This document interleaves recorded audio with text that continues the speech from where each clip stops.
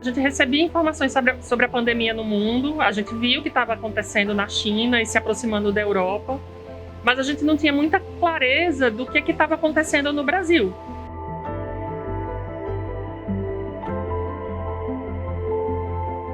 Eu lembro que a gente estava ali numa preocupação, porque a gente trabalha com jogos e esses jogos são físicos, então a gente estava.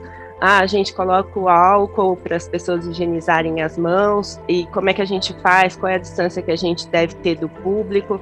Então, trabalhar naquele final de semana foi bastante atípico.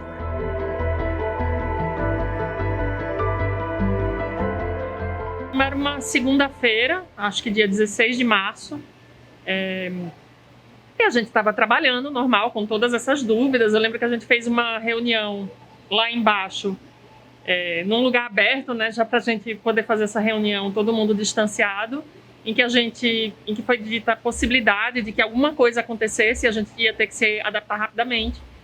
E nesse mesmo dia chegou a decisão do governo de São Paulo de fechar toda a atividade comercial e cultural por precaução.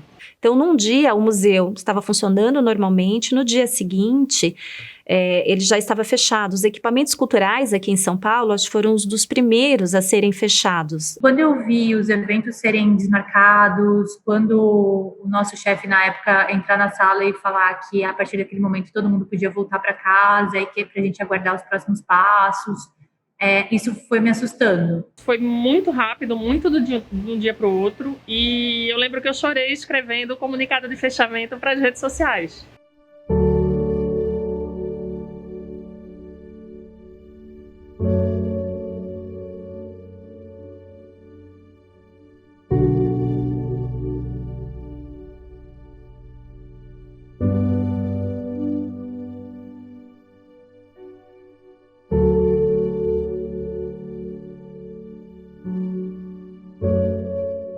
A gente conseguiu uma parceria até com o apoio do nosso conselho para o Hospital das Clínicas fazer uma avaliação e nos orientar como a gente conduziria esse processo aqui com os funcionários. Então, teve uma apreensão, né, uma apreensão muito forte, assim, né, da equipe. Também as equipes que ainda tinham que vir aqui, as equipes que era a equipe de limpeza, a equipe da segurança, né, o pessoal da manutenção predial estava aqui ainda, e o pessoal da tecnologia. No começo mesmo, na primeira semana, eu chorei muito, eu chorei aqui, né, eu fiz bastante oração, porque me sentiu muito sozinho, né, cada um no seu canto, sem poder ter contato, seguindo todo o protocolo, entendeu? A gente trabalha normal, só que é acostumado com aquela movimentação do museu. Aí você chega, a gente ficou 8 meses aqui, só a gente, aquela tristeza, porque é o movimento do povo. O hospital. Informou como ia ser a entrada do pessoal do hospital, a saída. Então a gente começou a ver que não era aquele bicho de 7 cabeças. A gente pensou que ia entrar o pessoal com roupa radioativa aqui, né? E não era bem assim, né? Só que a nossa sorte é que não teve tantos casos aí. E a maioria foi saindo de boa. Aí o medo foi passando.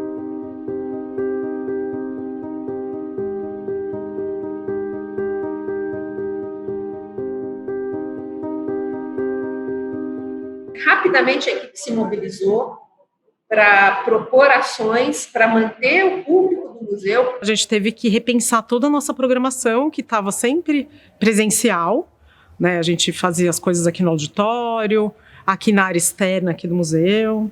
Então, na parte de programação, a gente teve que rever tudo. Um dos maiores impactos que a gente teve durante a pandemia foi redescobrir como a gente se conectar com o público sem ter esses espaços, né? O museu fechado, né? Eles batiam mesmo na porta, né? A gente perguntava, eles perguntavam se a gente não podia abrir o museu para eles visitar, pelo menos que fosse uns 5, 10 minutos, né? Eles insistiam muito. E a gente falava que não, né? Porque a gente estava seguindo todo o protocolo, não tinha como abrir o museu com a pandemia, né? No início foi muito desafio, assim, muita novidade, muitas reuniões, pensando no que a gente ia fazer e na melhor forma de fazer as coisas, né? Então, a gente precisou se adaptar também, entender o que estava dando certo, o que não estava dando certo, o que outros museus estavam fazendo, e trazer aí o que se adaptava aí à nossa realidade. No quesito da pesquisa, assim, a gente estava também começando um novo projeto, né, aí de História Oral, do Centro de Referência, que era Diversidade em Campo, e ele seria todo presencial, né, a gente iria até campeonatos, enfim, para entrevistar jogadores de times LGBTs, e aí tivemos que reformular também porque não estavam acontecendo os campeonatos e mesmo que estivessem, nós não iríamos. E é uma coisa que a gente comenta que foi, em partes, a pandemia, nesse sentido, ajudou um pouco a gente porque a gente teve que fazer essas entrevistas online, né, virtualmente, pelo Teams, pelo Meet, etc. E a gente conseguia alcançar pessoas que não conseguiríamos normalmente, assim. E aí é engraçado que eu sempre falo, quando as pessoas me perguntam o que eu faço, eu sempre falo, eu vendo sonhos.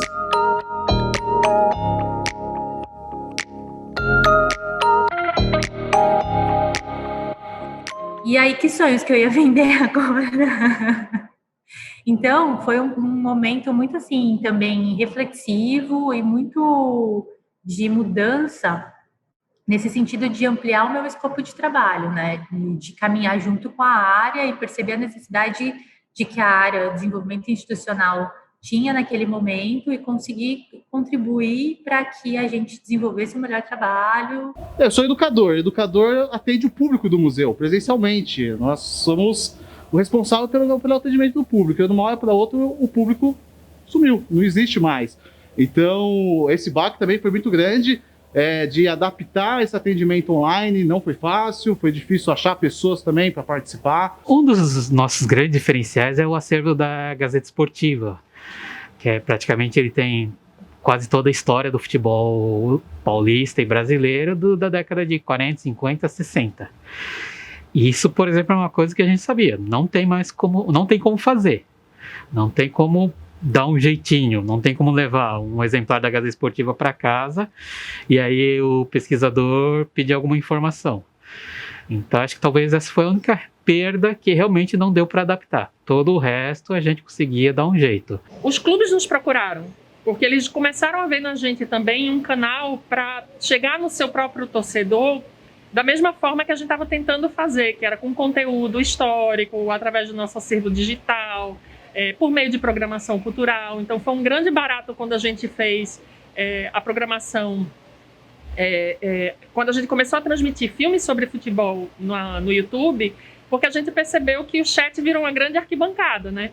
A partir daí a gente falou, olha, parece que fica mais interessante não passar só o filme, né? A gente passa o filme no sábado à noite, porque todo mundo estava em casa no sábado à noite, então super funcionou, né? O cineminha no sábado à noite. E aí a gente começou a fazer uns bate-papos antes de acontecerem os filmes. Então esse foi o nosso começo, durante a pandemia, né? De contato com o público via programação cultural. O que vamos fazer? Então surgiu projetos, atender escolas, alunos também de forma remota, um projeto educativo surgiu também, Revendo Memórias, que atua até hoje com idosos.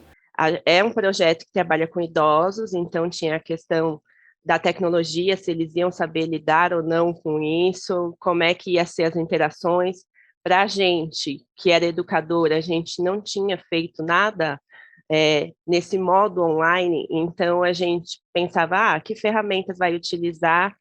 Eu lembro que no início eu busquei vários cursos, então eu era a louca dos cursos para saber usar as ferramentas da melhor forma, né, e fazer ali o melhor trabalho. Eles trabalhavam todos os funcionários presencialmente aqui no museu, né, e com essa demanda do pessoal ter que trabalhar remoto, a gente teve que migrar todo o nosso sistema para as nuvens. E isso demandou bastante serviço da nossa equipe, porque a gente teve que criar processos, né, e acompanhar esses processos. Foi uma adaptação difícil, né, mas a gente ali, na medida do possível, conseguiu ajustar ali um cantinho para o escritório, né, não mais ficar com o computador na sala, né, ou na cama, ou no lugar mais tranquilo. Então a gente teve que dar uma mudada na rotina da casa, né, justamente quando tinha as reuniões, né, então põe o cachorro pra lá. Minha única companhia de home office nova foi meu gato, o que foi bom em partes, né? Porque ele participava de algumas reuniões, inclusive, deliberava algumas coisas.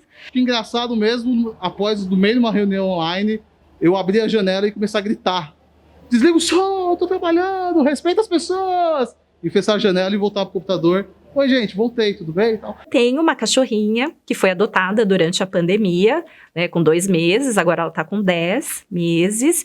E eu abri uma live que no dia ela estava muito quietinha, falei, vou deixar então ela na sala. E aí ela deitou no sofá. E aí ela deu uma levantada, ela deu uma espreguiçada, aí ela deu uma caminhada, tudo. Terminei a abertura, passei a bola pro mediador e daqui a pouco começou no meu WhatsApp. Nossa, a Ana Lu tá grande, né? Olha, ela tá muito bonitinha. Tá. Eu, como assim, gente? Como é que vocês viram a Ana Lu? Foi a oportunidade de conhecer filhos de várias pessoas que a gente não conhecia, de conhecer o animal de estimação de várias pessoas, né? É isso, tem esse lado não perverso, né, da pandemia. Esse momento de reabrir, eu acho que a gente teve mais dúvida, na verdade, do que quando fechou. Porque fechou no susto, né? Fechou, a gente não tinha o que fazer. Mas o reabrir dependia muito, e reabrir com segurança, dependia totalmente das decisões que a instituição tomaria, né? Que nós, pessoas da instituição, tomaríamos. No caso, o que mudou bastante foi o fato de enviar por e-mail, né? Cada ingresso. Todo ingresso a gente pedia e-mail para enviar, porque isso também é um comprovante para a pessoa, né? Porque a gente não estava liberado a entregar nada, né? Tipo, de papel para não ter contatos, enfim. E isso sim, foi a única coisa assim que complicou mais. Mas conforme os dias foi passando, a gente vai pegando a prática. Tivemos que adaptar toda a parte tecnológica, que aí não podia ter usar mais equipamento touch, não podia mais usar fone de ouvido, a gente teve que limitar a quantidade de pessoas nas interações aqui da exposição. Dava o limite de pessoas, né? Tipo, tava entrando 10 pessoas de 15 em 15 minutos. Muitas pessoas não entendiam, né? Tipo, achava estranho e tal, mas era a regra, né? Então não tinha muito o que fazer. Uma dificuldade na reabertura da biblioteca aqui é exatamente a ausência das janelas, e isso era um dos principais protocolos, principalmente do setor de bibliotecas do município, sempre alertando para a ventilação natural. Então a gente foi praticamente a última biblioteca a abrir. O lado positivo é que, de certa maneira, a partir da experiência de todas as outras bibliotecas, a gente já conseguiu reabrir num formato bem mais com certezas das coisas, né? Eu não sei se é devido à minha idade, os visitantes me respeitam em tudo que eu indico, em tudo que eu peço. Por exemplo, permaneçam com a máscara. Quando é o chute a gol, todos quiserem chutar, forma uma fila. Quiser repetir o chute, volta na fila. Então, tudo bem. Na entrada da exposição do Pelé, tinha um boneco gigante do Pelé, né? E a gente começou a perceber que as pessoas, claro, queriam tirar selfies com o Pelé, né? Era uma coisa legal, um bonecão enorme aqui, de 3 metros de altura.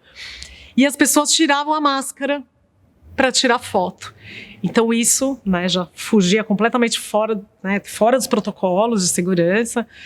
Então a gente, junto com a equipe do educativo, pensamos numa forma de deixar isso mais tranquilo para o público e mostrar que, assim, até o Pelé tá de máscara. Então a gente colocou uma máscara cenográfica nele, né, uma máscara branca, que também era trocada de tempos em tempos.